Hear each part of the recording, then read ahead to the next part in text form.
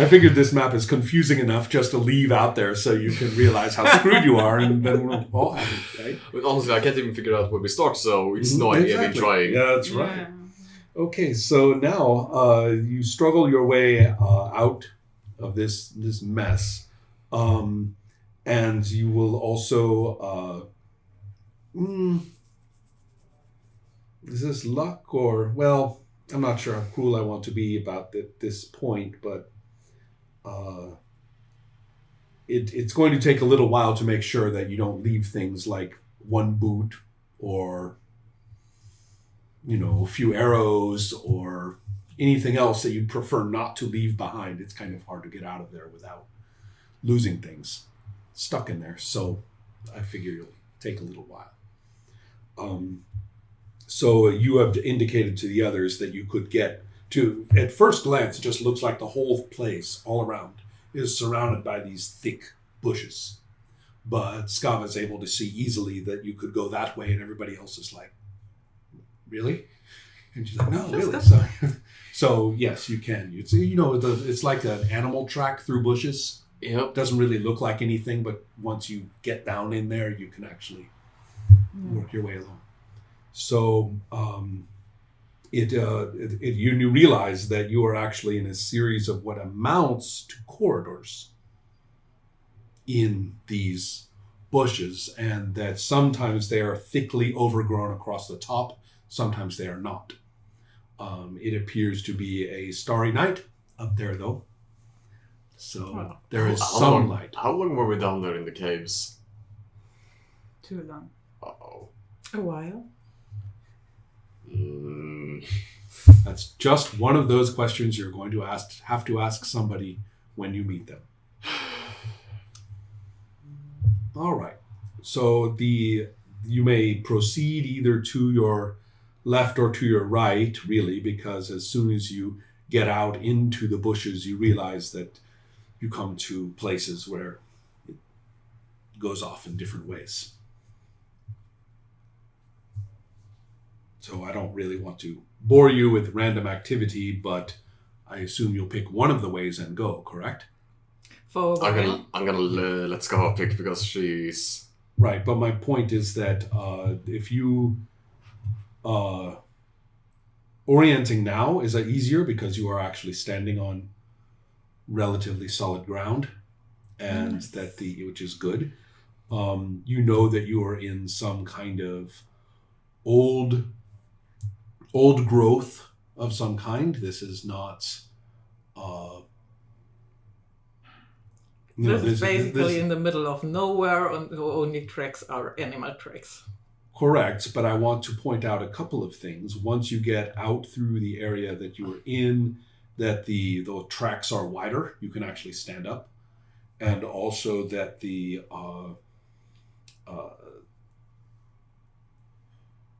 there are indications of use there that these have been used for a long time, and that there are elements of the plants which seem so thickly grown together and so distinctive as almost like walls that magic is probably involved.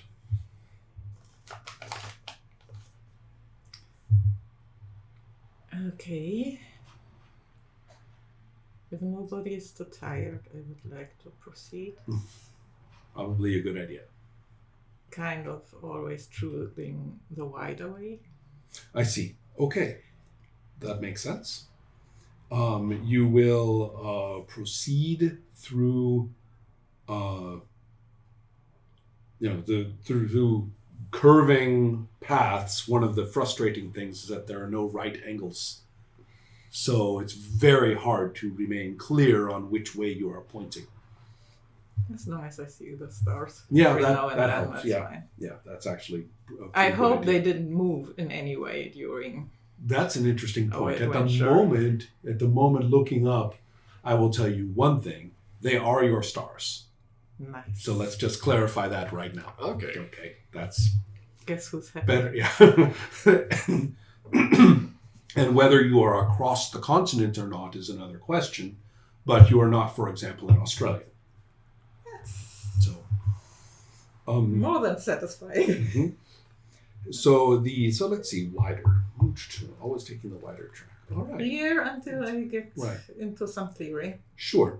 So if we proceed, in this fashion without, suffering too much, you will come to a much larger opening or clearing, and you will find that it has some strange features. First, that there are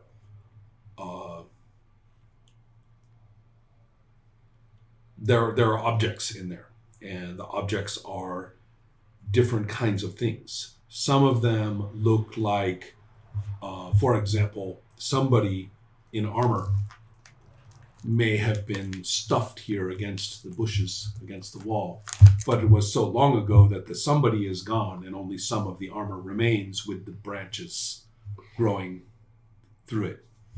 And then you also can see that different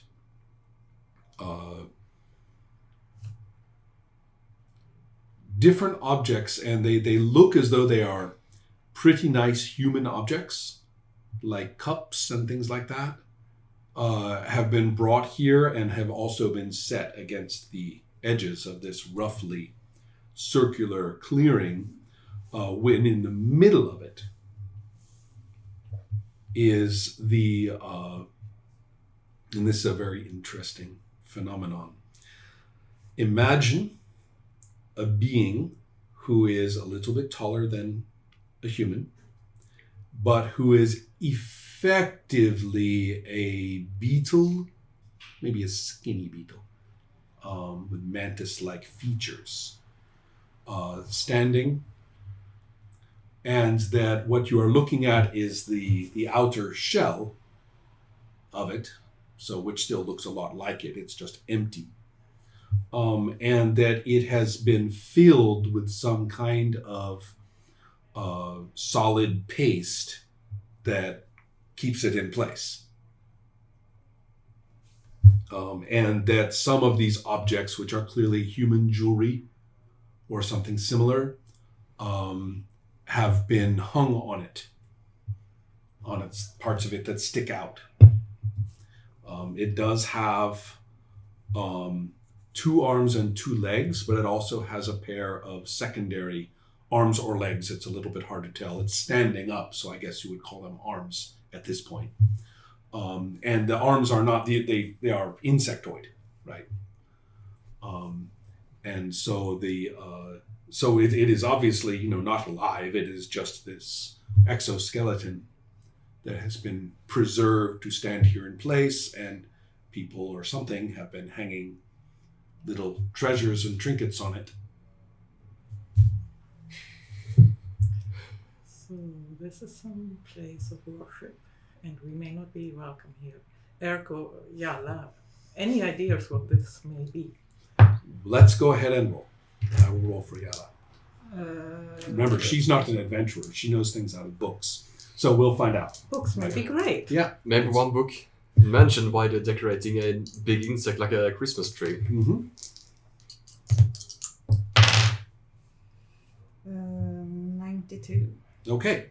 Well, you have not encountered this. With a 27, Yala has a better roll, and the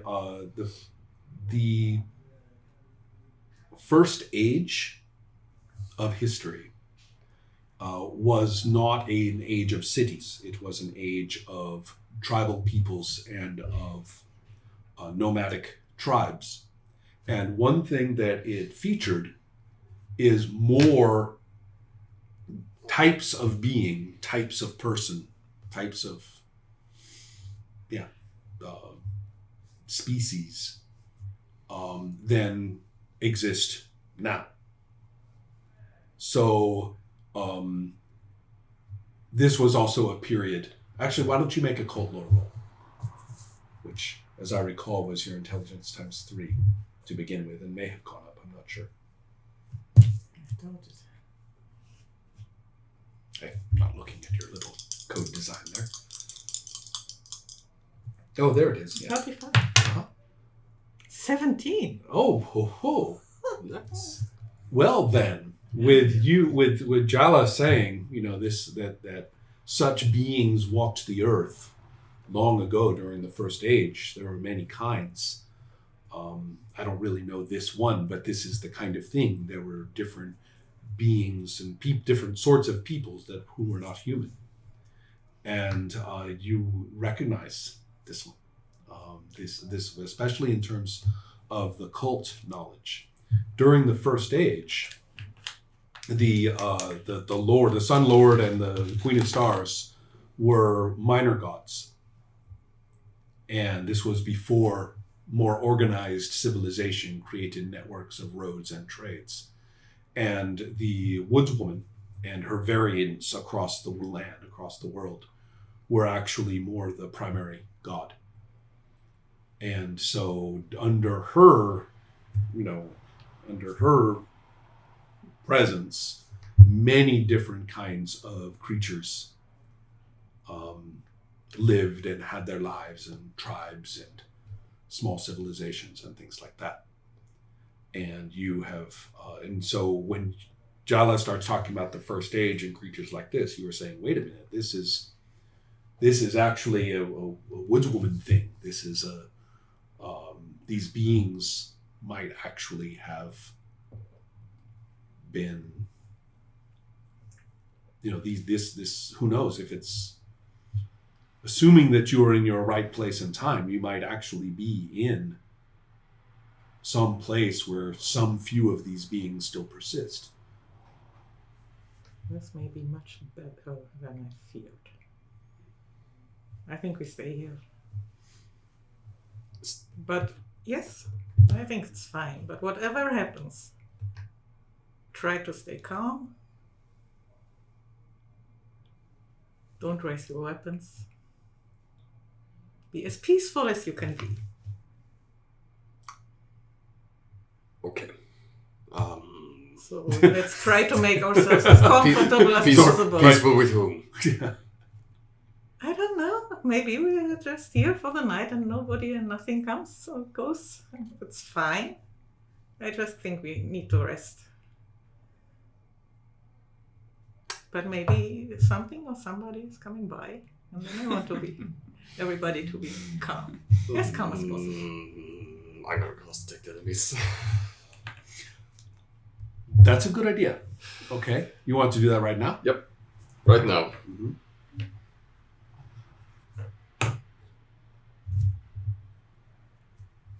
All right. Let's have